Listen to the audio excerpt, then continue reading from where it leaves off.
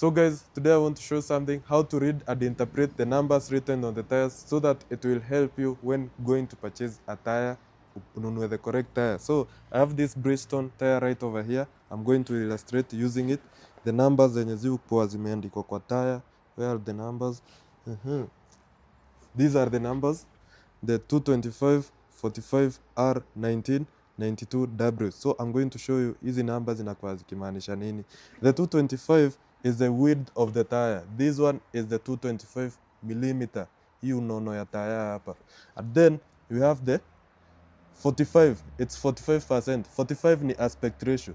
This height over here is 45% the width of the tire. 45% the width of the tire inaitangwa aspect ratio or the profile. And then we have the R. R ni mode of construction of the tire. We have few types of construction. We have the bias ply, we have the cross ply, we have few types of construction. So this one is the radial type of construction. Radial inamaanisha the cross ply, they are 90 degrees towards the direction of travel of the tire. The chord plies, that is. We have the belted, we have few types of construction. And then we have the 19 over here. 19 is the diameter of the rim. This one is the diameter of the rim. So it fits a 19-inch wheel. The diameter of the wheel, it fits a 19-inch wheel. And then we have the 92W.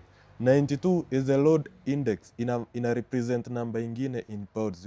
You can check the load index chart. That is the maximum load that the tire can support well correctly inflated. The 92. And then we have the W. W is the speed index of the tire. The speed index inakuanga imeanza L. L for off-road tires. That means you can't even pass 75 kilometers per hour. And then inaenda LM, N, inaenda hadi XYZ, inaenda hadi huko. So for this one is W. We can always refer this W to the speed index chart. We have the maximum, which is the letter V. Letter V denotes the maximum speed rating. And then we have the ultra high speed rating, which is letter Y in parentheses.